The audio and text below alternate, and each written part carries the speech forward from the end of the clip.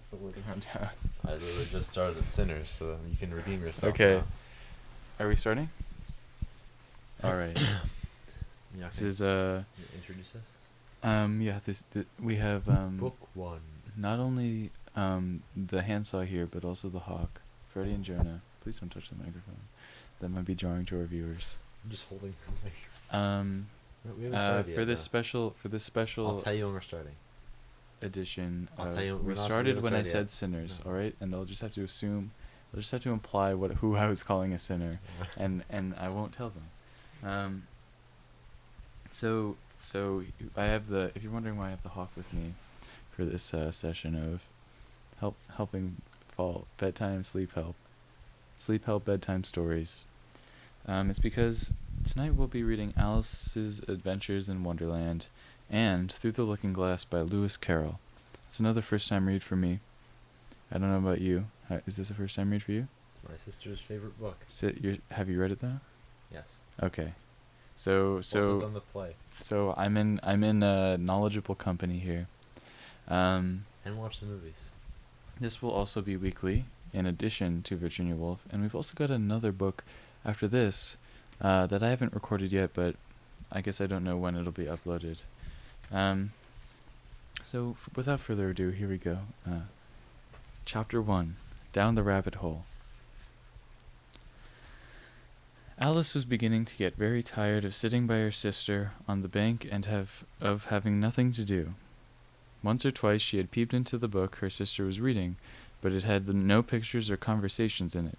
And what is the use of a book, thought Alice, without pictures or conversation? Now, of course, Alice in Wonderland has both of those things. At the very beginning of the book, we've got this nice illustration of a white rabbit looking at his pocket watch, as they do so often in nature. It's a joke. They don't actually do that. This is a little bit of a bit of an absurdist book here. So she was considering, in her own mind, as well as she could, for the hot day made her feel very sleepy and stupid. Whether the pleasure of making a daisy chain would be worth the trouble of getting up and picking the daisies, when suddenly a white rabbit with pink eyes ran close by her. It's probably albino. Moving on. I like all white rabbits. White rabbit with pink eyes? It's red eyes, I thought. Albino. Yeah, but pink is... It's essentially red. I don't think it's actually... I don't think they tend to have... Yeah, okay. There was nothing so very remarkable in that, nor did Alice think it was so very much out of the way to hear the rabbit say to itself, oh dear, I shall be too late."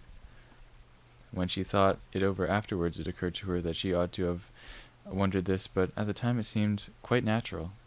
But when the rabbit actually took a watch out of its waistcoat pocket and looked at it, and then hurried on, Alice started to her feet, for it flashed across her mind that she had never before seen a rabbit with either a waistcoat pocket or a watch to take out of it, and burning with curiosity she ran across the field after it, and was just in time to see it pop down a large rabbit hole under the hedge. And you can determine for yourself whether Alice is dreaming or high on LSD or shrooms. Well, people said that Lewis Carroll was a pedophile. What? Okay, we'll talk I've about never that heard one later. that.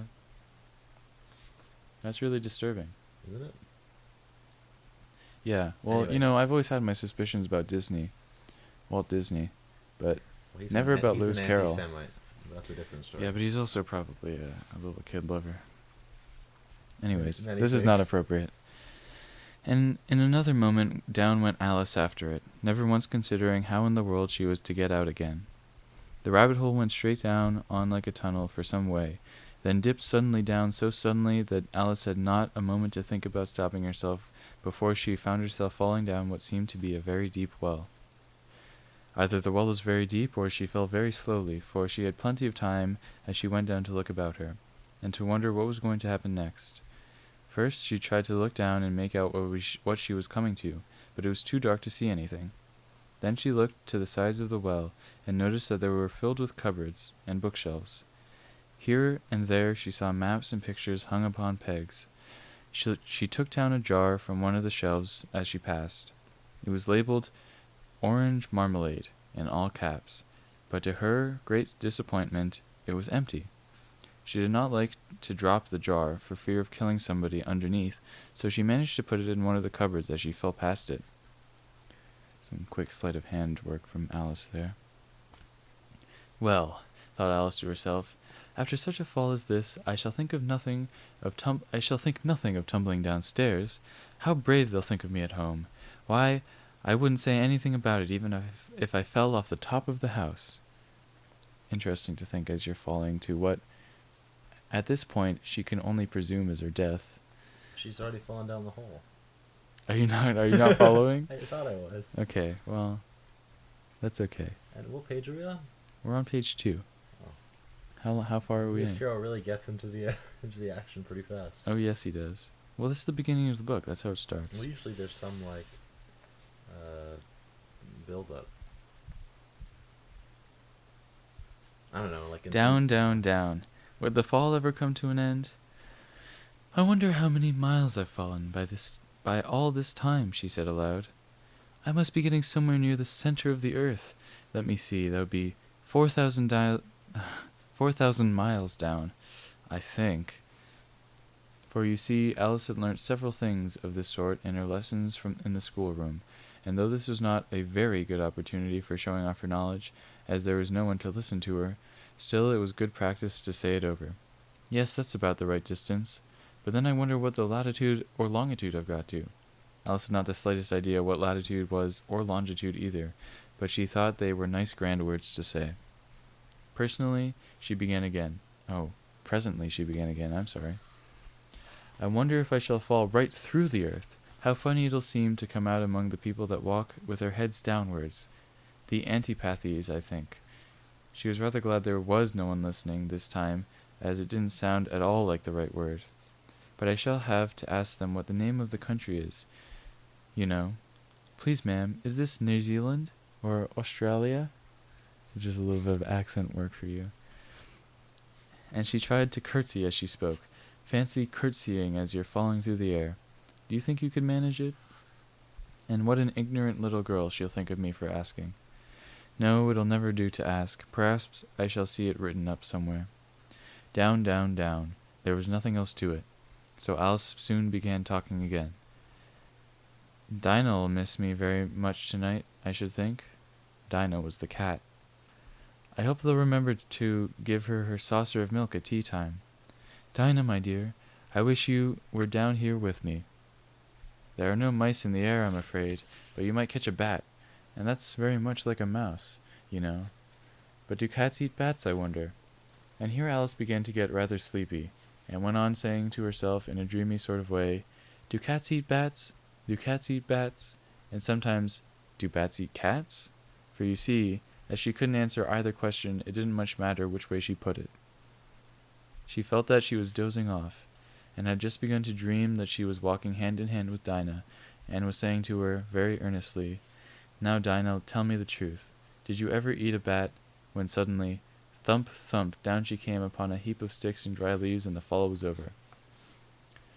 And any normal human at this point would have died. Yeah. Now she's fallen to the bottom of this tremendous pit. Some magic is afoot. Yes, some strange hallucinogenic magic, whether it be the natural ones in your brain when you sleep or artificial. You're saying, okay. Alice was not a bit hurt, and she jumped to her feet in a moment. She looked up, but it was all dark overhead. Here's all I'm saying. When you fall in a dream, you wake up before you hit the ground. But if it's an artificial dream, as we'll put it, all bets are off. And Alice has made the fall. But we'll continue. Alice was not a bit hurt. See? And she jumped up onto her feet in a moment. She looked up, or maybe this is just sort of a story of what happens in your dreams when you don't wake up after you fall. It's like a coma? All of the things you were missing. She looked up, but it was all dark overhead. Before her was another long passage, and the white rabbit was still in sight, hurrying down it. There was not a moment to be lost. Away went Alice like the wind. Are you showing me that it's been 10 minutes? No. We just go until the chapter's over. If you don't remember the last video. That's a reminder to It went everyone. 30 minutes. Okay. There was not a moment to be lost. Away went Alice like the wind, and just in time to hear it say, as it turned the corner, "Oh, my ears and whiskers, how late it's getting." She was close behind it when she turned the corner, but the rabbit was no longer to be seen. She found herself in a long, low hall, which was lit up by a row of lamps hanging from the roof. There were doors all around the hall, but they were all locked, and when Alice had been all the way down one side and up the other, trying every door, she walked sadly down the middle, wondering how she was ever to get out again. Suddenly she came upon a three-legged table, all made of solid glass. There was nothing on it but a tiny golden key, and Alice's first idea that this might belong to one of the doors of the hall, but alas, either the locks were too large or the key was too small, but at any rate it would not open any of them. However, on a second time round, she came upon a low curtain she had not noticed before, and behind it was a little door about 15 inches high. She tried the little golden key in the lock, and to her great delight, it fitted. Alice opened the door and found that it led to a small passage, not much larger than a rat hole. She knelt down and looked along the passage into the loveliest garden you ever saw. How she longed to get out of that dark hall and wander among those beds of bright flowers and those cool fountains, but she could not even get her head through the doorway. And even if my head would go through, thought poor Alice, it would be of very little use without my shoulders. Oh, how I wish I could shut up like a telescope. I think I could, if only I knew how to begin. For you see, so many out-of-the-way things had happened lately that Alice had begun to think that very few things indeed were really impossible. So Alice is much more easygoing and accepting of her world than she was in the movie, Which movie? the Disney one, and the Tim Burton one. There's no comment. It's a nice illustration of Alice. Yeah, it is. Well, it's okay. She looks like she's much older than Her she face is. does, but then her body is tiny. Looks like a doll. It does look like a doll. It's a little bit of a strange illustration. There seemed to be no use waiting by the little door, so she went back to the table, half hoping she might find another key on it, or at any rate a book of rules for shutting people up like telescopes.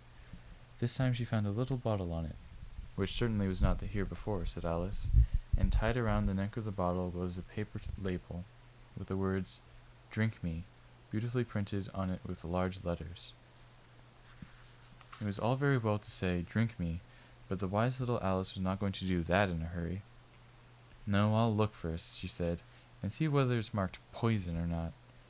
For she had read several nice little stories about children who had got burnt, and eaten up by wild beasts and other unpleasant things, all because they would not remember the simple rules their friends had taught them, such as that red-hot poker will burn you if you hold it too long, and that if you cut your finger very deeply with a knife, it usually bleeds, and she had never forgotten that if you drink much from a bottle marked poison, it is almost certain to disagree with you, sooner or later. However, this bottle was not marked poison, so Alice ventured to taste it, and finding it very nice, it had, in fact, a sort of mixed flavor of a cherry tart, custard, pineapple, roast turkey, toffee, and hot buttered toast, and she very soon finished it off. Got a break here. "What a curious feeling," said Alex. Oh, not Alex. Some Rule 63 stuff happening here. Alex in Wonderland. What would change? I suppose the way she's treated. Lewis Not Carroll- much else. Yeah, I mean, maybe Lewis Carroll wouldn't have written the book in the first Yeah, place. maybe. "What a curious feeling," said Alice. "I must not be shutting up like a telescope." And so it was indeed. Oh, I must be shutting up like a telescope. And so it was indeed. She was only now 10 inches high, and her face brightened up at the thought that she was now the right size for going through the little door in that lovely garden. First, however, she waited for a few minutes to see if she was going to shrink any further. She felt a little nervous about this, For it might end, you know, said Alice to herself, in my going out altogether, like a candle. I wonder what I should be like then. And she tried to fancy what the flame of a candle looks like after the candle is blown out, for she could not remember ever having seen such a thing. So, I really like that concept. Where are you right now? After a while, finding that nothing more happened, she decided on going into the garden at once. But alas for poor Alice! When she got to the door, she found she had forgotten the little golden key, and when she went back to the table for it, she found she could not possibly reach it. She could see it quite plainly through the glass, and she tried her best to climb up one of the legs of the table, but it was too slippery. And when she had tired herself out with trying, the poor little thing sat down and cried. "Come on, there's no use crying like that," said Alice to herself rather sharply. "I advise you to leave off this minute." She generally gave herself a very good advice, although she very seldom followed it, and sometimes she scolded herself so severely as to bring tears to her eyes. And once she remembered trying to box her own ears for having cheated herself in a game of croquet she was playing against herself, for this curious child was very fond of pretending to be two people. But it's no use now, thought poor Alice, to pretend to be two people. Why, there's hardly enough of me left to make one respectable person. Soon her eye fell on a little glass box that was lying under the table. She opened it, and found in a very small cake, on which the words said, "Eat me," were beautifully marked in currants. Currants? Let me see. Currants. I don't think so. Currants. Currants. "Well, I'll eat it," said Alice, "and if it makes me grow larger, I can reach the key, and if it makes me grow smaller, I can creep under the door. So either way, I'll get into the garden, and I don't care what happens." She ate a little bit, and said anxiously to herself, which way, holding her hand at the top of her head to feel which way it was growing, and she was quite surprised to find that she remained the same size. To be sure, this is what generally happens when one eats a cake, but Alice had got so much into the way of expecting nothing but out-of-the-way things to happen that it seemed quite dull and stupid for life to go on in the common way. So she set to work, and very soon finished off the cake, and ended chapter 1. It was a good chapter. Yes. All right. I'll end that one. Thank you.